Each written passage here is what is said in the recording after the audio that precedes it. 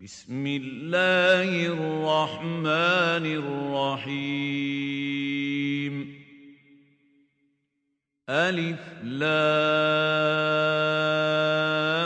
را كتاب أنزلناه إليك لتخرج الناس من الظلمات إلى النور بإذن ربهم إلى صراط العزيز الحميد الله الذي له ما في السماوات وما في الأرض وويل للكافرين من عذاب شديد الذين يستحبون الحياة الدنيا على الآخرة ويصدون عن سبيل الله ويبغونها عوجا أولئك في ضلال بعيد. அத்தியாயம் இப்ராஹீம். மக்காவில் அருளப்பட்டது. வசனங்கள் 52. அளவிலா கருணையும் இணையிலா கிருபையும் உடைய அல்லாஹுவின் திருப்பெயரால். அலிஃப் லாம் ரா. முஹம்மதே, இது ஒரு வேதமாகும். இதனை உம்மீது நாம் இறக்கியுள்ளோம். மக்களை அவர்களுடைய இறைவனின் உதவி கொண்டு இருளிலிருந்து வெளியேற்றி ஒளியின் பக்கம் நீர் கொண்டு வர வேண்டும் என்பதற்காக. அதாவது யாவற்றையும் மிகைத்தோனும் தனக்குத்தானே புகழுக்குரியோனுமாகிய, மேலும் வானங்கள் பூமியில் உள்ள அனைத்துக்கும் உரியவனுமாகிய அல்லாஹ்வின் பாதையின்பால் கொண்டு வர வேண்டும் என்பதற்காக. சத்தியத்தை ஏற்க மறுப்பவர்களுக்கு அழிவை தரும் கடும் தண்டனை இருக்கிறது. அவர்கள் எத்தகையவர்கள் எனில், மறுமையை விட இவ்வுலக வாழ்க்கைக்கு முன்னுரிமை வழங்குகிறார்கள். மேலும் அல்லாஹ்வின் வழியிலிருந்து மக்களை தடுக்கிறார்கள். அவ்வழி தங்கள் விருப்பப்படி கோணலாகிவிட வேண்டும் என்று நாடுகிறார்கள். இத்தகையவர்கள் வழிகேட்டில் வெகு தூரம் சென்று விட்டிருக்கிறார்கள். وَمَا أَرْسَلْنَا مِن رَّسُولٍ إِلَّا بِلِسَانِ قَوْمِهِ لِيُبَيِّنَ لَهُمْ فَيُضِلُّ اللَّهُ مَن يَشَاءُ وَيَهْدِي مَن يَشَاءُ وَهُوَ الْعَزِيزُ الْحَكِيمُ. தூதர்கள் அனைவரையும் அவரவரின் சமுதாய மொழியிலேயே தூது செய்தி அறிவிப்பவர்களாய் நாம் அனுப்பி வைத்தோம். செய்தியை அவர்களுக்கு தெள்ளத் தெளிவாக அவர் எடுத்துரைக்க வேண்டும் என்பதற்காக. பின்னர் அல்லாஹ் தான் நாடுகின்றவர்களை வழி பெறலச் செய்கின்றான். நாடுகின்றவர்களுக்கு நேர்வழி காட்டுகின்றான். அவன் யாவரையும் மிகைத்தவனும் நுண்ணறிவாளனும் ஆவான். وَلَقَدْ أَرْسَلْنَا مُوسَى بِآيَاتِنَا أَنْ أَخْرِجْ قَوْمَكَ مِنَ الظُّلُمَاتِ إِلَى النُّورِ وَذَكِّرْهُم بِأَيَّامِ اللَّهِ إِنَّ فِي ذَلِكَ لَآيَاتٍ لِكُلِّ صَبَّارٍ شَكُورٍ. இதற்கு முன்பு மூசாவையும் நம்முடைய சான்றுகளுடன் அனுப்பி சமுதாயத்தினரை இருளிலிருந்து வெளியேற்றி ஒளியின் பக்கம் கொண்டு வாரும்.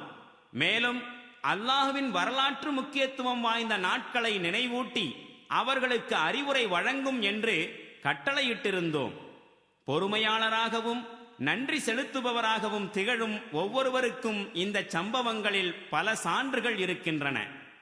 وَإِذْ قَالَ مُوسَى لِقَوْمِهِ اذْكُرُوا نِعْمَةَ اللَّهِ عَلَيْكُمْ إِذْ أنجاكم من آل فرعون يسومونكم سوء العذاب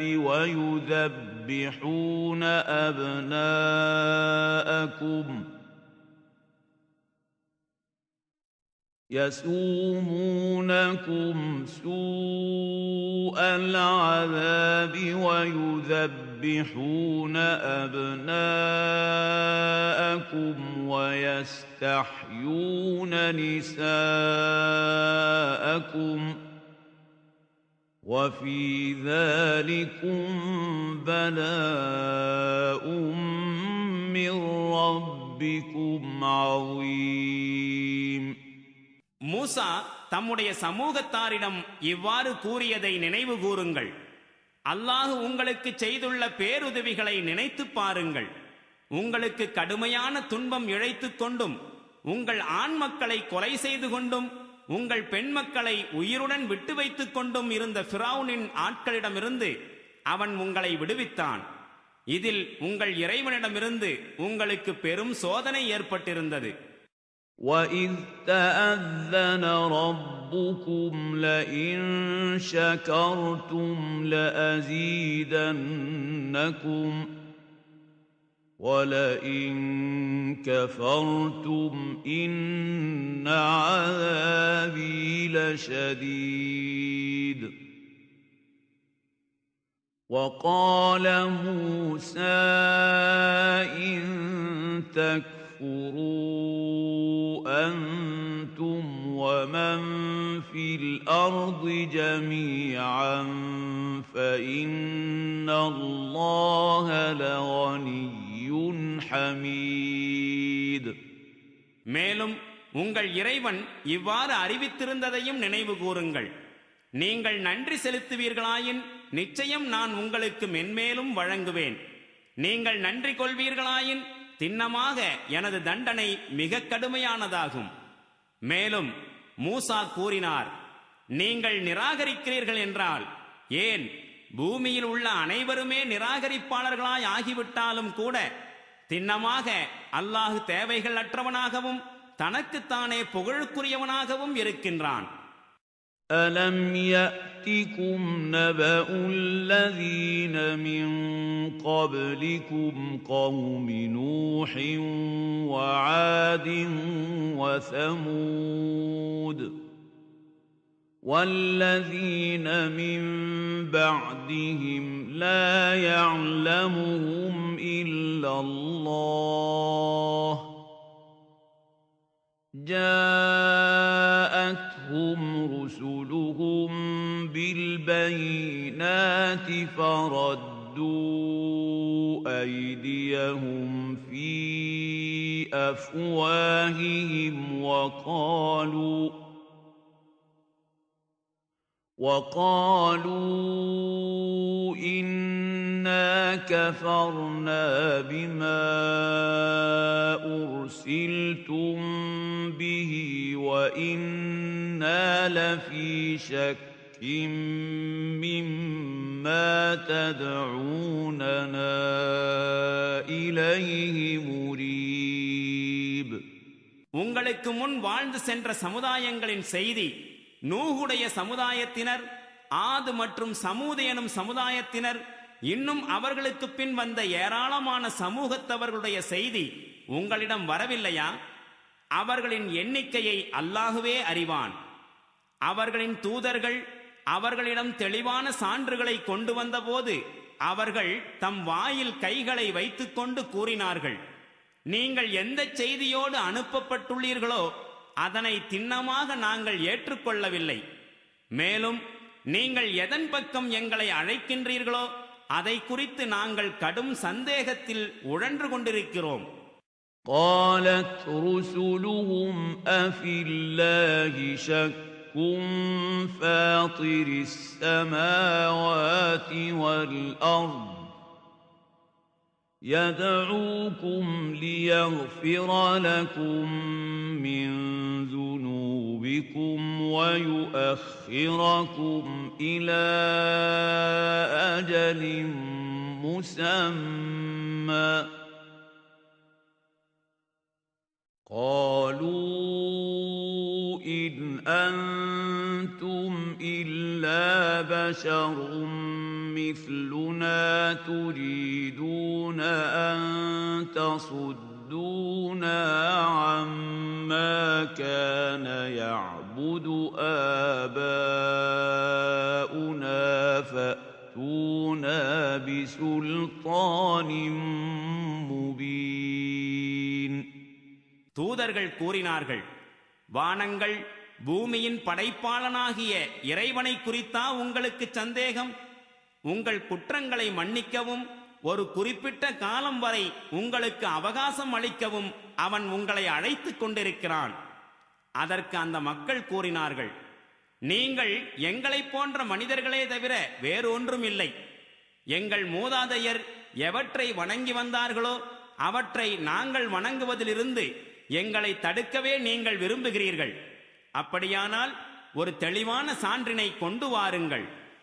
قالت لهم رسلهم إن نحن إلا بشر مثلكم ولكن الله يمن على من يشاء من عباده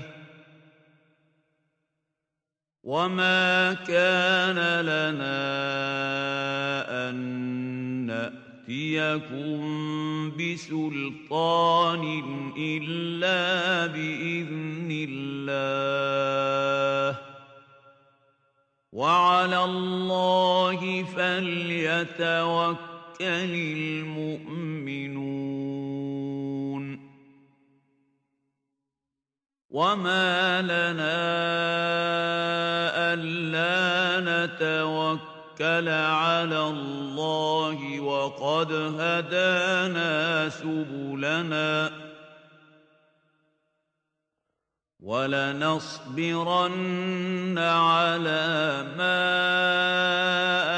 آذيتمونا وعلى الله فليتوكل المتوكلون. அதற்கு அவர்களுடைய தூதர்கள் கூறினார்கள், உண்மையில் நாங்கள் உங்களைப் போன்ற மனிதர்கள்தாம். ஆனால் அல்லாஹ் தன்னுடைய அடியார்களில் தான் நாடுகின்றவர்களுக்கு பேரருளை வழங்குகின்றான். மேலும் உங்களிடம் சான்றினை கொண்டு வருவது எங்களுடைய அதிகாரத்தில் இல்லை. சான்று அல்லாஹ்வின் உத்தரவு கொண்டுதான் வெளிப்படுகின்றது. மேலும் இறை நம்பிக்கையாளர்கள் அல்லாஹுவை சார்ந்து நிற்க வேண்டும். அல்லாஹுவையே நாங்கள் முழுவதும் சாராதிருக்க எங்களுக்கு என்ன நேர்ந்தது? எங்கள் வாழ்க்கை பாதைகளில் அவன்தானே எங்களுக்கு நேர்வழியை காட்டினான். எங்களுக்கு நீங்கள் இழைத்துக் கொண்டிருக்கின்ற தொல்லைகளை நிச்சயமாக நாங்கள் பொறுத்துக் கொள்வோம். எனவே சார்ந்திருப்பவர்கள் அல்லாஹுவையே முழுமையாக சார்ந்திருக்க வேண்டும். وقال الذين كفروا لرسلهم لنخرجنكم من أرضنا أو لتعودن في ملتنا فأوحى إليهم ربهم لنهلكن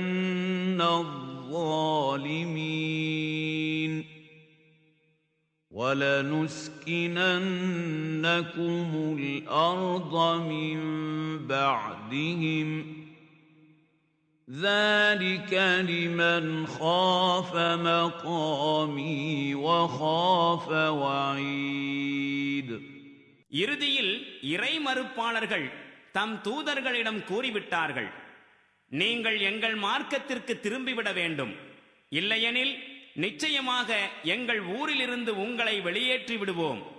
அப்போது அத்தூதர்களுக்கு அவர்களின் அதிபதி அறிவித்தான், நாம் இந்த அக்கிரமக்காரர்களை அழித்தே விடுவோம்.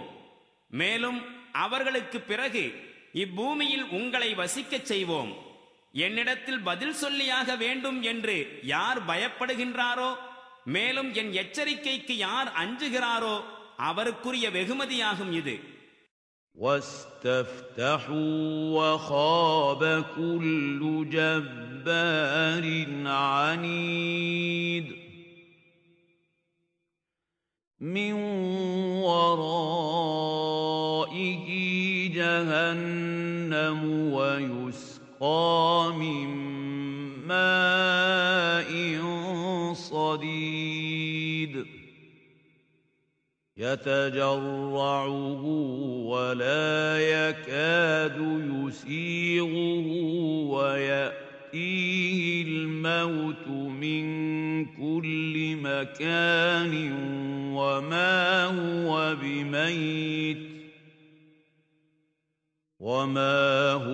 بميت ومن ورائه عذاب غليظ. அவர்கள் தீர்ப்பு வேண்டுமென விரும்பினார்கள். ஆகையால் இவ்வாறு அவர்களுக்கு தீர்ப்பு அளிக்கப்பட்டது. மேலும் சத்தியத்திற்கு விரோதியான ஒவ்வொரு ஆணவக்காரனும் இழப்புக்குள்ளாகிவிட்டான். இனி அவனுக்கு நரகம்தான் இருக்கின்றது. அங்கு அவனுக்கு சீழ் புகட்டப்படும். அதனை அவன் கஷ்டப்பட்டு விழுங்க முயல்வான். எனினும் அதனை எளிதில் விழுங்கிட அவனால் முடியாது. அனைத்து திசைகளிலிருந்தும் மரணம் அவனை நோக்கி வரும். ஆயினும் அவனால் மரணம் அடைய முடியாது. அதை தவிர ஒரு கடும் வேதனை அவன் உயிரை வதைத்துக் கொண்டிருக்கும். مثل الذين كفروا بربهم أعمالهم كرماد اشتدت به الريح في يوم عاصف لا يقدرون مما كسبوا على شيء ذلك هو الضلال البعيد. ألم تر أن الله خلق السماوات والأرض بالحق إن يشأ يذهبكم ويأت بخلق جديد وما ذلك على الله بعزيز. எவர்கள் தம் அதிபதியை நிராகரித்தார்களோ அவர்களின் செயல்களுக்கான உவமை கடும் புயல் வீசக்கூடிய ஒரு நாளில் அடித்துச் செல்லப்படும் சாம்பலை போன்றதாகும். தாங்கள் செய்த செயல்களிலிருந்து எந்த பலனையும் அவர்கள் பெற முடியாது. இதுவே அளவு கடந்த வழிகேடாகும். நிச்சயமாக அல்லாஹு வானங்களையும் பூமியையும் சத்தியத்தின் அடிப்படையில் படைத்து நிலைபெறச் செய்துள்ளான் என்பதை நீர் கவனிக்கவில்லையா? அவன் நாடினால் உங்களை அழித்துவிட்டு அந்த இடத்தில் ஒரு புதிய படைப்பை கொண்டு வருவான். இவ்வாறு செய்வது அல்லாஹுவுக்கு சிறிதும் சிரமமானதல்ல. وَبَرَزُوا لِلَّهِ جَمِيعًا فَقَالَ الضُّعَفَاءُ لِلَّذِينَ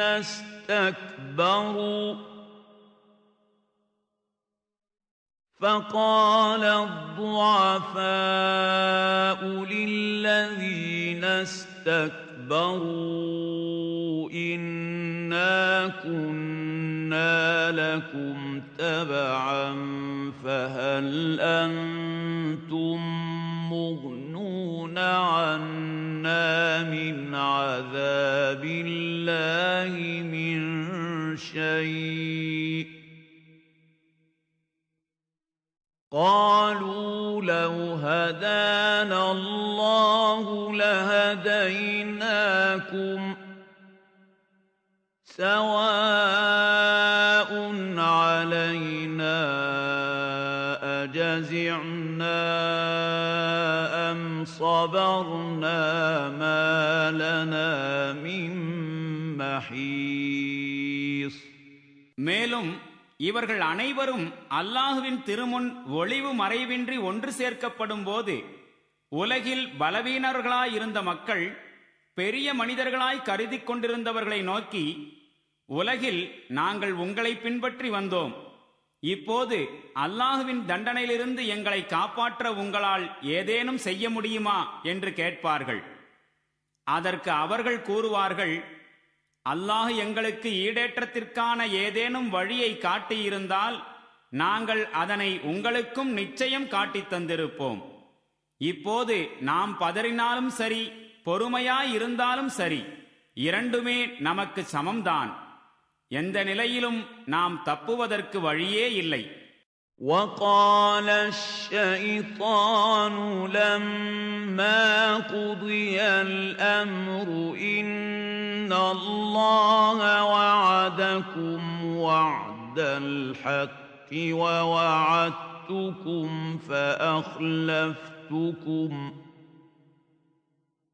وما كان لي عليكم من سلطان إلا أن دعوتكم فاستجبتم لي فلا تلوموني ولوموا أنفسكم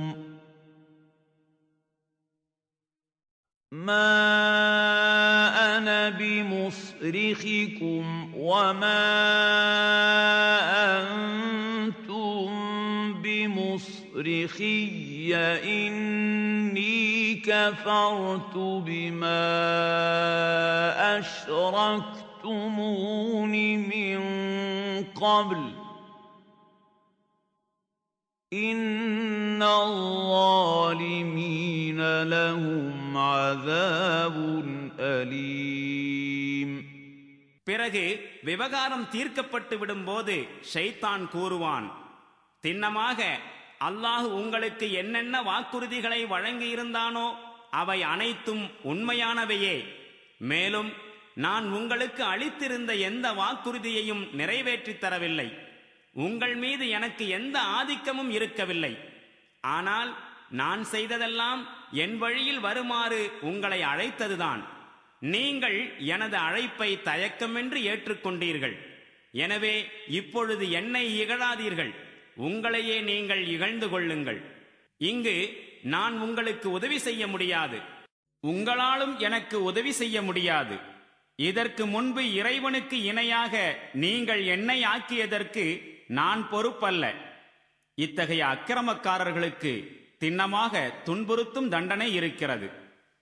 وَأُدْخِلَ الَّذِينَ آمَنُوا وَعَمِلُوا الصَّالِحَاتِ جَنَّاتٍ تَجْرِي مِن تَحْتِهَا الْأَنْهَارُ خَالِدِينَ فِيهَا بِإِذْنِ رَبِّهِمْ تَحِيَّتُهُمْ فِيهَا سَلَامٌ. أَلَمْ تَرَ كَيْفَ ضَرَبَ اللَّهُ مَثَلًا كَلِمَةً طَيِّبَةً كَشَجَرَةٍ طَيِّبَةٍ أَصْلُهَا ثَابِتٌ وَفَرْعُهَا فِي السَّمَاءِ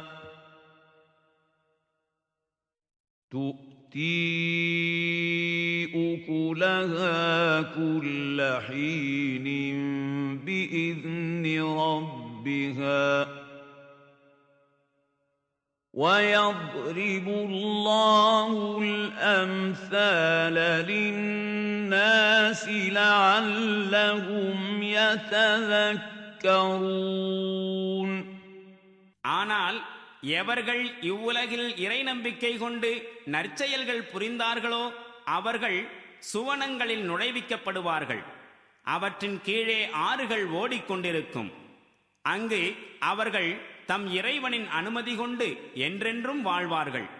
மேலும் உங்கள் மீது சாந்தி நிலவட்டும் என்று அங்கு அவர்களுக்கு முகமன் கூறப்படும். நல்ல வார்த்தை கலிமா தையிபாவுக்கு அல்லாஹ் எவ்வாறு ஊமை கூறுகின்றான் என்பதை நீர் கவனிக்கவில்லையா? அது ஒரு நல்ல மரத்தை போன்றதாகும்.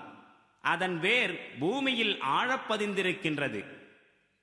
அதன் கிளைகள் வானளாவ உயர்ந்து நிற்கின்றன. எந்நேரமும் அம்மரம் தன் இறைவனின் ஆணைக்கேற்ப கனிகளை வழங்கிக் கொண்டிருக்கிறது. மக்கள் படிப்பினை பெற வேண்டும் என்பதற்காக அல்லாஹ் அவர்களுக்கு இத்தகைய உவமைகளை கூறுகின்றான். وَمَثَلُ كَلِمَةٍ خَبِيثَةٍ كَشَجَرَةٍ خَبِيثَةٍ اجْتُثَّتْ مِنْ فَوْقِ الْأَرْضِ مَا لَهَا مِنْ قَرَارٍ يُثَبِّتُ اللَّهُ الَّذِينَ آمَنُوا بِالْقَوْلِ الثَّابِتِ فِي الْحَيَاةِ الدُّنْيَا وَفِي الْآخِرَةِ وَيُضِلُّ اللَّهُ الظَّالِمِينَ وَيَفْعَلُ اللَّهُ مَا يَشَاءُ. மேலும் கெட்ட வார்த்தைக்கு உவமை ஒன்றுக்கும் உதவாத ஒரு கெட்ட மரத்தை போன்றதாகும். அந்த மரம் பூமியின் மேல்மட்டத்திலிருந்து பிடுங்கி எறியப்படுகின்றது. அதற்கு எவ்வித நிலையான தன்மையும் கிடையாது. நம்பிக்கை கொண்டோருக்கு அல்லாஹ் ஓர் வலுவான வாக்கின் அடிப்படையில் இம்மையிலும் மறுமையிலும் உறுதிப்பாட்டை அருளுகின்றான். ஆனால் அக்கிரமக்காரர்களை அல்லாஹ் வழிதவரச் செய்கின்றான். அல்லாஹ் தான் நாடியவற்றை செய்வதற்கு அதிகாரம் உள்ளவனாக இருக்கின்றான்.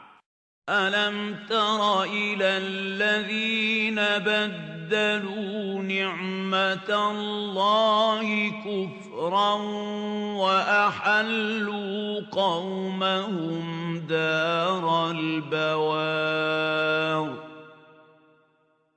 جَهَنَّمَ يَصْلَوْنَهَا وَبِئْسَ الْقَرَارُ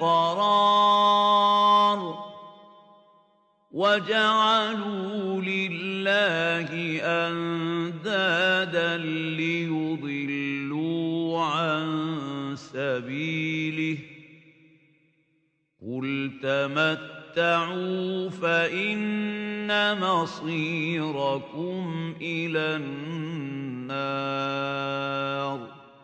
அல்லாஹ்வின் அருட்கொடையை பெற்று பின்பு அதனை நன்றி கொள்ளும் போக்கை கொண்டு மாற்றி தங்களுடன் தம் சமூகத்தாரையும் அழிவு கிடங்கில் நரகில் தள்ளியவர்களை நீர் கவனிக்கவில்லையா?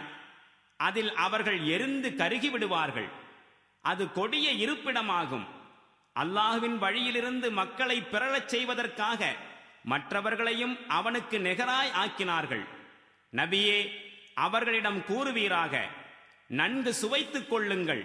இறுதியில் நீங்கள் திரும்பிச் செல்வது நரகத்திற்குத்தான். قُلْ لِعِبَادِيَ الَّذِينَ آمَنُوا يُقِيمُوا الصَّلَاةَ وَيُنْفِقُوا مِمَّا رَزَقْنَاهُمْ سِرًّا وَعَلَانِيَةً مِّن قَبْلِ أَن يَأْتِيَ يَوْمٌ لَّا بَيْعٌ فِيهِ وَلَا خِلَالٌ. நபியே, நம்பிக்கை கொண்ட என் அடியார்களிடம் எவ்வித கொடுக்கல் வாங்கலும் நட்பும் பலன் தராத ஒரு நாள் வருவதற்கு முன்பே தொழுகையை நிலைநாட்டும்படியும், மேலும் நாம் வழங்கியவற்றிலிருந்து மறைவாகவும் வெளிப்படையாகவும் நற்பாதையில் செலவிடும்படியும் கூறுவீராக. الله الذي خلق السماوات والأرض وأنزل من السماء ماء فأخرج به من الثمرات رزقا لكم وَسَخَّرَ لَكُمُ الْفُلْكَ لِتَجْرِيَ فِي الْبَحْرِ بِأَمْرِهِ وَسَخَّرَ لَكُمُ الْأَنْهَارَ وَسَخَّرَ لَكُمُ الشَّمْسَ وَالْقَمَرَ دَائِبَيْنِ وسخر لكم الليل والنهار وآتاكم من كل ما سألتموه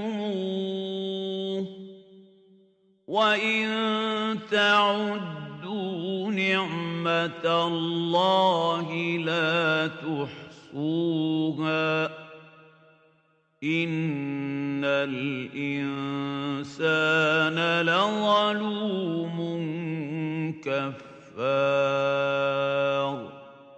அல்லாஹுதான் வானங்களையும் பூமியையும் படைத்தவன். மேலும் அவன் வானத்திலிருந்து மழை பொழியச் செய்தான். பிறகு அதன் மூலம் உங்களுக்கு உணவாக விதவிதமான விளைபொருட்களை உற்பத்தி செய்தான்.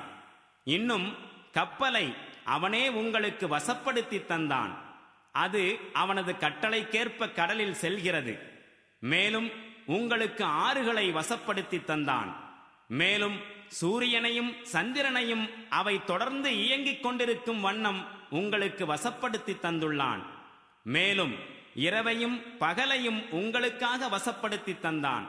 மேலும் நீங்கள் அவனிடம் வேண்டிக் கொண்ட அனைத்தையும் அவனே உங்களுக்கு வழங்கினான். அல்லாஹ்வின் அருட்கொடைகளை நீங்கள் கணக்கிடுவீர்களாயின் அவற்றை உங்களால் வரையறுக்கவே முடியாது. உண்மை யாதெனில் மனிதன் பெரும் அநீதியாளனாகவும் நன்றி கெட்டவனாகவும் இருக்கின்றான். وَإِذْ قَالَ إِبْرَاهِيمُ رَبِّ اجْعَلْ هَذَا الْبَلَدَ آمِنًا وَاجْنُبْنِي وَبَنِيَّ أَن نَّعْبُدَ الْأَصْنَامَ رَبِّ إِنَّهُنَّ أَضْلَلْنَ كَثِيرًا مِنَ النَّاسِ فَمَن تَبِعَنِي فَإِنَّهُ مِنِّي وَمَنْ عَصَانِي فَإِنَّكَ غَفُورٌ رَّحِيمٌ. இப்ராஹீம் இவ்வாறு பிரார்த்தனை புரிந்ததை நினைவு கூறுங்கள். என் இறைவனே, மக்காவாகிய இந்நகரத்தை அமைதி அளிக்கக்கூடியதாக ஆக்குவாயாக. மேலும் என்னையும் என் மக்களையும் சிலைகளை வணங்குவதிலிருந்து காப்பாற்றுவாயாக. என் இறைவனே, திண்ணமாக இந்த சிலைகள் பெரும்பாலான மக்களை வழிகேட்டில் ஆழ்த்திவிட்டன. என்னுடைய வழித்தோன்றல்களும் எவற்றால் வழிகடலாம். எனவே அவர்களில் எவர்கள் என்னுடைய வழிமுறையின்படி நடந்தார்களோ அவர்கள்தாம் திண்ணமாக என்னை சார்ந்தவர்களாவர். எவர்கள் எனக்கு முரணான வழியினை மேற்கொண்டார்களோ திண்ணமாக நீ பெரிதும் மன்னிப்பவனாகவும் கருணை பொழிபவனாகவும் இருக்கின்றாய். رَبَّنَا إِنِّي أَسْكَنتُ مِن ذُرِّيَّتِي بِوَادٍ غَيْرِ ذِي زَرْعٍ عِندَ بَيْتِكَ الْمُحَرَّمِ رَبَّنَا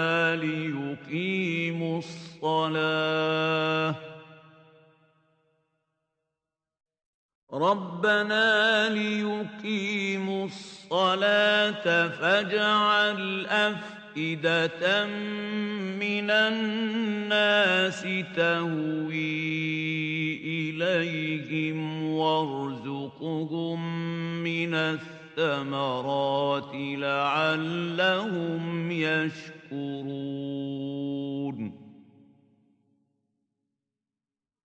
رَبَّنَا إِنَّكَ تَعْلَمُ مَا نُخْفِي وَمَا نُعْلِنُ وَمَا يَخْفَى عَلَى اللَّهِ مِنْ شَيْءٍ فِي الْأَرْضِ وَلَا فِي السَّمَاءِ. الحمد لله الذي وهب لي على الكبر إسماعيل وإسحاق إِنَّ رَبِّي لَسَمِيعُ الدُّعَاءِ. எங்கள் இறைவனே, நான் என் மக்களில் சிலரை விவசாயம் இல்லாத ஒரு பள்ளத்தாக்கில் கண்ணியத்திற்குரிய உன்னுடைய இல்லத்தருகில் குடியமர்த்தி விட்டேன். எங்கள் இறைவனே, அவர்கள் இங்கு தொழுகையை நிலைநிறுத்த வேண்டும் என்பதற்காக இவ்வாறு செய்தேன். எனவே அவர்கள் மீது அன்பு கொள்ளும்படி மக்களின் உள்ளங்களை ஆக்குவாயாக. மேலும் இவர்களுக்கு உண்பொருள்களை வழங்குவாயாக. இவர்கள் நன்றியுடையவர்களாய் திகழக்கூடும். எங்கள் இறைவனே, திண்ணமாக நாங்கள் மறைத்து வைக்கின்ற மற்றும் வெளிப்படுத்துகின்ற அனைத்தையும் நீ அறிவாய். பூமியிலும் சரி வானத்திலும் சரி எந்த பொருளும் அல்லாஹ்வுக்கு மறைந்ததல்ல. முதுமை காலத்தில் இஸ்மாயில், இஸ்ஹாக் போன்ற மக்களை வழங்கிய அல்லாஹ்வுக்கே எல்லா புகழும். திண்ணமாக என்னுடைய இறைவன் பிரார்த்தனைகளை செவியேற்பவனாவான். رَبِّ اجْعَلْنِي مُقِيمَ الصَّلَاةِ وَمِن ذُرِّيَّتِي رَبَّنَا وَتَقَبَّلْ دُعَاءِ رَبَّنَا اغْفِرْ لِي وَلِوَالِدَيَّ وَلِلْمُؤْمِنِينَ يَوْمَ يَقُومُ الْحِسَابُ. என் இறைவா, தொழுகையை நிலைநிறுத்துபவனாய் என்னை ஆக்குவாயாக. என் வழித்தோன்றல்களிலிருந்தும் தொழுகையை நிலைநாட்டுபவர்களை தோற்றுவிப்பாயாக. எங்கள் இறைவனே, மேலும் எனது இந்த பிரார்த்தனையை ஏற்றுக்கொள்வாயாக. எங்கள் இறைவனே, எனக்கும் என் பெற்றோருக்கும் நம்பிக்கை கொண்டோர் அனைவருக்கும் கேள்வி கணக்கு கேட்கப்படும் நாளில் மன்னிப்பை அருள்வாயாக. وَلَا تَحْسَبَنَّ اللَّهَ غَافِلًا عَمَّا يَعْمَلُ الظَّالِمُونَ إِنَّمَا يُؤَخِّرُهُمْ لِيَوْمٍ تَشْخَصُ فِيهِ الْأَبْصَارُ مُهْطِعِينَ مُقْنِعِي رُءُوسِهِمْ لَا يَرْتَدُّ إِلَيْهِمْ طَرْفُهُمْ وَأَفْئِدَتُهُمْ هَوَاءٌ وَأَنذِرِ النَّاسَ يَوْمَ يَأْتِيهِمُ الْعَذَابُ فَيَقُولُ الَّذِينَ ظَلَمُوا رَبَّنَا أَخِّرْنَا إِلَى أَجَلٍ قَرِيبٍ نُجِبْ دَعْوَتَكَ وَنَتَّبِعِ الرُّسُلَ أَوَلَمْ تَكُونُوا أَقْسَمْتُم مِّن قَبْلُ مَا لَكُم مِّن زَوَالٍ وَسَكَنتُمْ فِي مَسَاكِنِ الَّذِينَ ظَلَمُوا أَنفُسَهُمْ وَتَبَيَّنَ لَكُمْ كَيْفَ فَعَلْنَا بِهِمْ وَضَرَبْنَا لَكُمُ الْأَمْثَالَ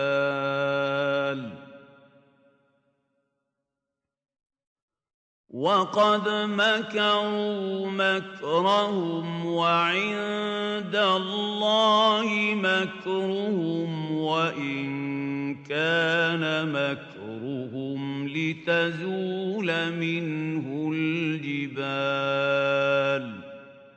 இந்த அக்கிரமக்காரர்களின் செயல்களை அல்லாஹ் கவனிக்காமல் இருக்கின்றான் என்று நபியே நீர் கருத வேண்டாம்.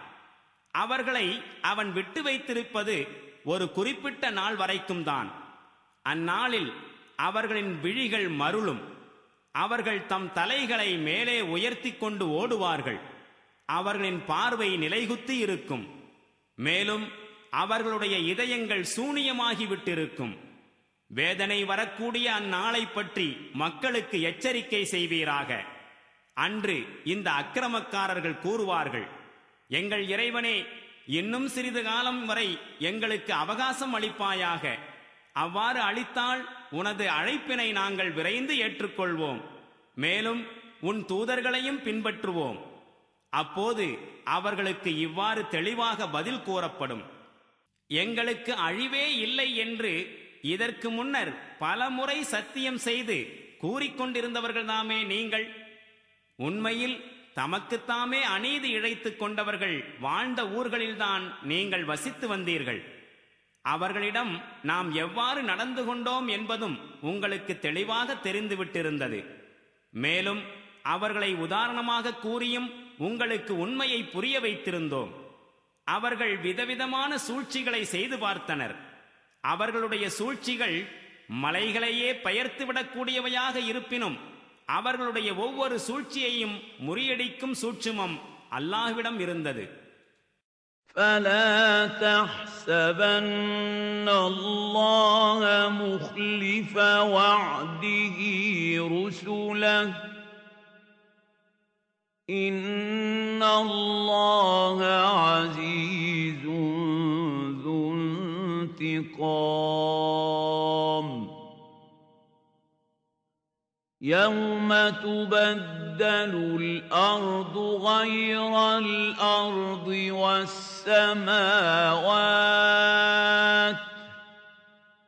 وَبَرَزُوا لِلَّهِ الْوَاحِدِ الْقَهَّارِ وَتَرَى الْمُجْرِمِينَ يَوْمَئِذٍ مُقَرَّنِينَ فِي الْأَصْفَادِ سَرَابِيلُهُم مِّن قَطِرَانٍ وَتَغْشَى وُجُوهَهُمُ النَّارُ لِيَجْزِيَ اللَّهُ كُلَّ نَفْسٍ مَّا كَسَبَتْ إِنَّ اللَّهَ سَرِيعُ الْحِسَابِ. நபியே, அல்லாஹ் தன் தூதர்களிடம் அளித்துள்ள வாக்குறுதிக்கு மாறு செய்வான் என்று நீர் ஒருபோதும் கருத வேண்டாம். திண்ணமாக அல்லாஹ் வல்லமையுடையவனும் பழிவாங்குபவனும் ஆவான். இந்த பூமி வேறு பூமியாகவும் இந்த வானங்கள் வேறு வானங்களாகவும் மாற்றப்பட்டு அடக்கியாலும் ஏக இறைவனாகிய அல்லாஹ்வின் திருமுன்னர் ஒளிவு மறைவின்றி எல்லோரும் வந்து சேர்வார்கள். அத்தகைய ஒரு நாளை குறித்து நீர் அவர்களை எச்சரிப்பீராக. அந்நாளில் குற்றவாளிகளின் கைகால்கள் சங்கிலிகளால் பிணைக்கப்பட்டிருப்பதை நீர் காண்பீர். அவர்கள் தார் ஆடைகளை அணிந்திருப்பார்கள். மேலும் அவர்களின் முகங்களை தீக்கொழுந்துகள் மூடியிருக்கும். ஒவ்வொரு மனிதனுக்கும் அவனவன் செய்த செயல்களின் கூலியை அல்லாஹ் வழங்க வேண்டும் என்பதற்காக இவ்வாறு செய்யப்படும். திண்ணமாக அல்லாஹ் விரைவாய் கணக்கு வாங்குபவனாவான். هَذَا بَلَاغٌ لِّلنَّاسِ وَلِيُنذَرُوا بِهِ وَلِيَعْلَمُوا أَنَّمَا هُوَ إِلَٰهٌ واحد وليذكر أولو الألباب. இது மனிதகுலம் முழுவதற்கும் உரிய தூதுச் செய்தியாகும். இதன் மூலம் அவர்கள் எச்சரிக்கப்பட வேண்டும்.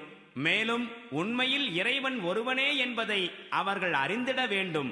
மேலும் அறிவுடையவர்கள் படிப்பினை பெற்றிட வேண்டும் என்பதற்காகவே இந்த தூதுச் செய்தி அனுப்பப்பட்டுள்ளது.